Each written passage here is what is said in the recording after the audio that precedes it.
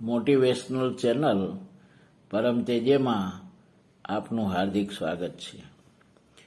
મોટા નાના યુવકો અને વૃદ્ધોને અમે નમસ્કાર કરીએ છીએ.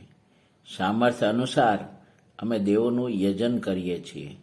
હે દેવો, પોતાનાથી મોટાના સન્માનમાં અમારા દ્વારા કોઈ ખામી ન હો.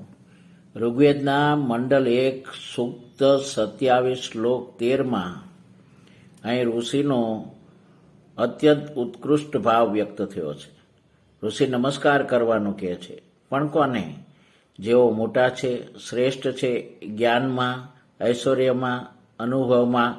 તેમને નમસ્કાર કરવાનું કારણ તેમણે મેળવેલ સમૃદ્ધિ માટે તો ખરું જ, પણ તેમણે પોતાના ક્ષેત્રે કરેલ અભૂતપૂર્વ પુરુષાર્થ માટે, તેમની સંકલ્પ સિદ્ધિ કરવાની અપ્રિતમ નિષ્ઠા માટે, જેથી આપણને પણ પ્રેરણા મળે તેવું કરવાની. ઋષિ નાનાને પણ નમસ્કાર કરવાનું કહે છે. વળી એ જ પ્રશ્ન, કોણ નાનું? શા માટે નમસ્કાર? જેઓ નાના છે નમ્રતાથી, જેઓ આપવડાઈ કરતા નથી, તેઓ નાના છે બળથી, અશક્તિમાન, તેમનું પણ સન્માન થવું જોઈએ, કારણ તેઓ પણ મર્યાદાઓ હોવા છતાં કાર્યરત છે. આ જ રીતે મહત્વની વાત એ છે કે યુવકોને નમસ્કાર કરવાના કયા છે. મહાન આશ્ચર્ય, પણ એટલું જ સત્ય. ઋષિનું દર્શન તદ્દન સાચું છે, કારણ યુવાનો જ દેશની મહત્વની ધરી છે. યુવાની જો ફતેહ, જોમ, ઐશ્વર્ય, આત્મવિશ્વાસ, નિસ્વાર્થપણું અને તેજથી છલકાતી હોય તો તે નમસ્કાર કરવા યોગ્ય જ છે.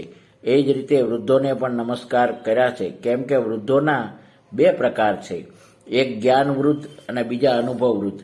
અહીં એક મહત્વની સ્પષ્ટતા કરી દઉં. વૃદ્ધ એટલે ગરડું નહીં, વૃદ્ધ એટલે વૃદ્ધિ પામેલ. તેથી જ અહીં યુવાની અને વૃદ્ધાવસ્થાના ખ્યાલમાં ઉંમરને સ્થાન નથી. ગરડું તે વયોવૃદ્ધ કહેવાય, વૃદ્ધ ન કહેવાય.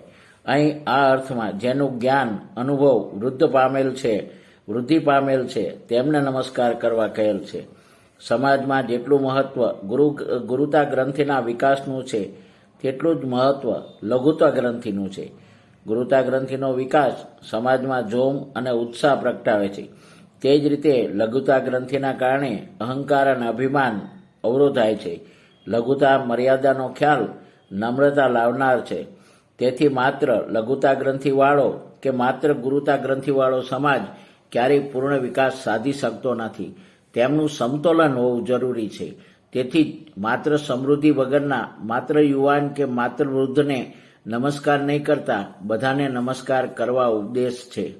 હવે પ્રશ્ન, નમસ્કાર જ શા માટે? બહુ જ મહત્વની વાત છે. શ્રી કૃષ્ણ ભગવદ્ ગીતામાં સમજાવે છે, તે જ્ઞાનને તું જ્ઞાનીઓને પ્રણામથી, વારંવાર પ્રશ્નથી તથા સેવાથી જાણ. તે તત્વદર્શી જ્ઞાનીઓ તને જ્ઞાનનો ઉપદેશ કરશે. આવી જ સુંદર વાત સામર્થ્ય પ્રમાણે આદર સત્કાર કરવાની ઋષિએ કહી છે.